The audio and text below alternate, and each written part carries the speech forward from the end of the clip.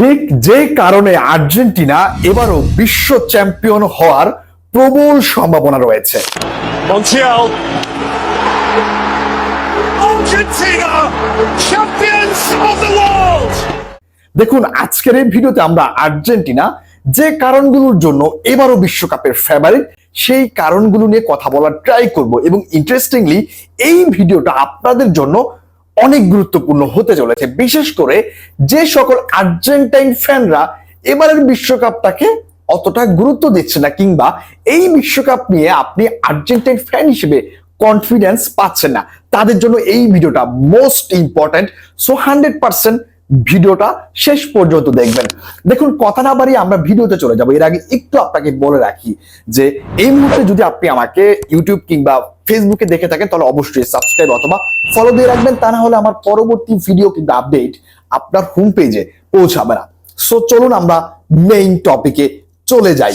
আমি 5টা কারণ আজকে আপনাদের সামনে তুলে ধরার চেষ্টা করব। প্রথম যে কারণটার কথা আমি বলতে চাই সে কারণটা হচ্ছে উইনিং মেন্টালিটি। দেখুন, এই মুহূর্তে আর্জেন্টিনার সবচাইতে যে জিনিসটা ইম্পর্টেন্ট সেটা হচ্ছে উইনিং মেন্টালিটি ধরে রাখার।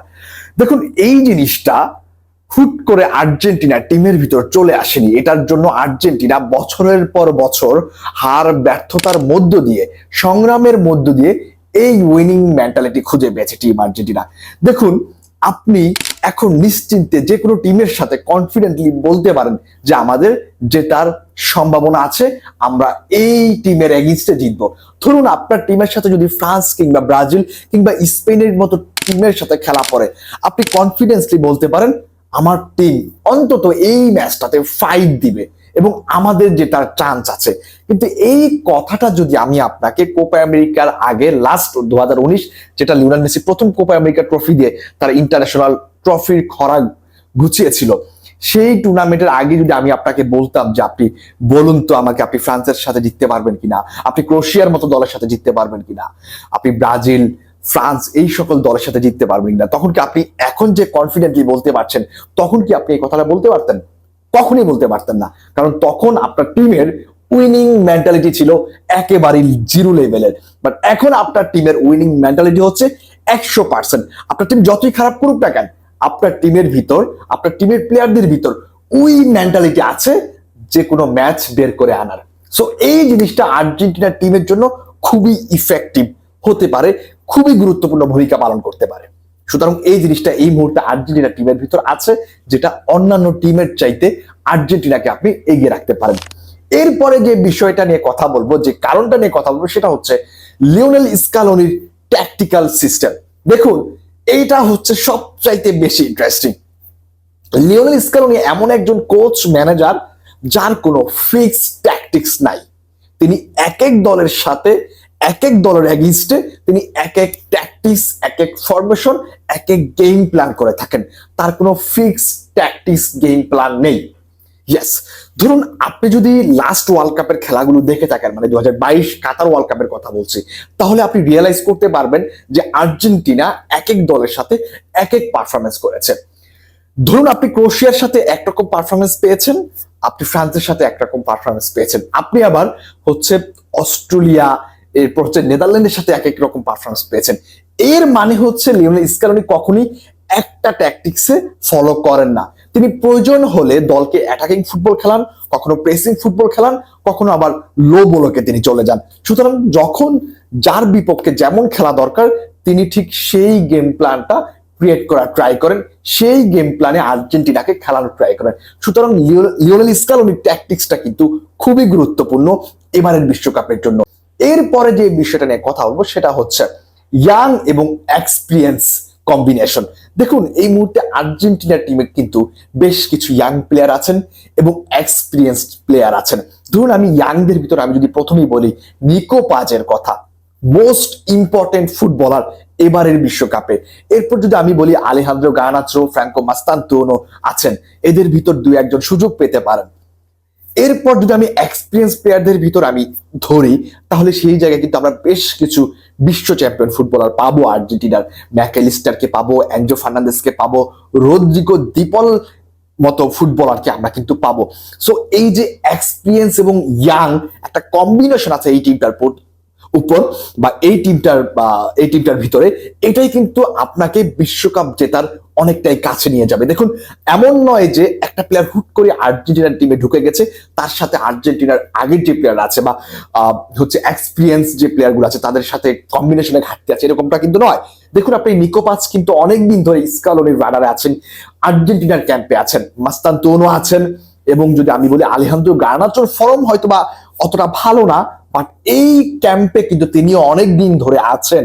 সো এই যে ক্যাম্পে থাকা, আর্জেন্টিনার ড্রেসিং রুমের পরিবেশটা, আবহাওয়াটা বুঝে নেওয়া, এইটা একটা টিমের কম্বিনেশনের জন্য অনেক গুরুত্বপূর্ণ ভূমিকা পালন করছে। সুতরাং এই যে ইয়াং এবং এক্সপিরিয়েন্সের যে কম্বিনেশন এই টিমটার ভিতর, এটা এবারের বিশ্বকাপে আর্জেন্টিনার অনেক বড় গুরুত্বপূর্ণ ভূমিকা পালন করতে চলেছে। এরপরে আমরা যে বিষয়টার উপর কথা বলবো সেটা হচ্ছে 4 নাম্বার টপিক, লিওনেল মেসির ইম্প্যাক্ট বা লিওনেল মেসির গুরুত্ব। দেখুন, এই মানুষটা এখনো আর্জেন্টিনার একমাত্র নির্ভরশীল ফুটবলার। এখন অনেকেই মনে করতে পারেন যে ভাই, লিওনেল মেসির বয়স হয়ে গেছে, সে রান নিতে পারে না, সে প্রেসিং করতে পারে না, আপনি তাকে দিয়ে কিভাবে 90 মিনিট খেলাবেন? ভাই, আমি তাকে দিয়ে ফুল 90 মিনিট কেন ভাই, যদি এক্সট্রা টাইমে ম্যাচ করায় আমি সেই এক্সট্রা টাইম পর্যন্ত লিওনেল মেসিকে মাঠে রাখতে রাজি আছি। কারণ লিওনেল মেসি এখনো যে কি পাস গুলা দিবেন, যে লং থ্রো গুলা দিবেন, যে চান্স ক্রিয়েট করবেন, ভাই এগুলা এখনো আর্জেন্টিনা টিমের ভিতর কারো করার সাধ্য নাই। মানে এগুলো আর্জেন্টিনা টিমের ভিতর এখনো কারো করার সাধ্য নেই। এখনো লিওনেল মেসির জায়গা নেওয়ার মতো কোনো প্লেয়ারের জন্ম হয় নাই। সো লিওনেল মেসি যদি 120 মিনিটও মাঠে থাকেন, তিনি যে কয়টা চান্স ক্রিয়েট করতে পারবেন, সবাই মিলে এই কয়টা চান্স ক্রিয়েট করতে পারবেন না, এই বিশ্বাসটা এখনো লিওনেল মেসির প্রতি আমাদের রয়েছে। এবং এখনো এই টিমটার জন্য লিওনেল মেসির গুরুত্ব অপরিসীম। তার একটা স্লো রান, তার একটা হচ্ছে স্পেস খুঁজে বক্সে ঢুকা, তার একটা কাটব্যাক, তার একটা throw, long ball pass, assist, ভাই ম্যাচের সিনারিও চেঞ্জ করে দিতে পারে। সো লিওনেল মেসি এবারের বিশ্বকাপও গুরুত্বপূর্ণ একটি ভূমিকা পালন করতে চলেছে আর্জেন্টিনার জন্য। এবং লাস্ট যে কারণটার কথা আমি বলবো, যে কারণটার জন্য আর্জেন্টিনা এবারও বিশ্ব চ্যাম্পিয়ন হওয়ার প্রবল সম্ভাবনা রয়েছে, সেটা হচ্ছে স্কোয়াড ব্যালেন্স। দেখুন, আর্জেন্টিনা এমন একটা দল যাদের প্রত্যেকটা পজিশনে ভালো প্লেয়ার রয়েছে।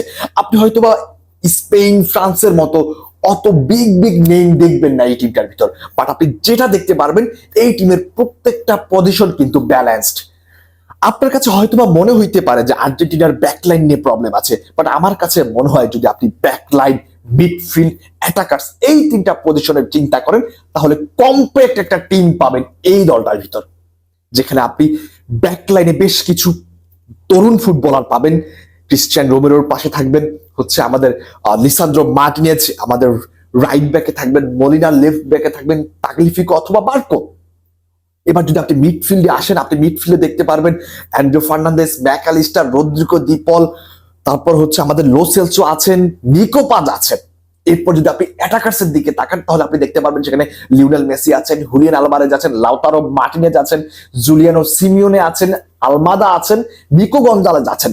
সুতরাং আপনি যদি আর্জেন্টিনার প্রত্যেকটা পজিশনের দিকে তাকান, তাহলে আপনি দেখতে পারবেন যে এই দলটাতে অত বড় বিগ নেম না থাকলেও দলটার স্কোয়াড ব্যালেন্স কিন্তু ভাই অনেকটা ভালো, যা অন্যান্য টিমের ভিতর নাই।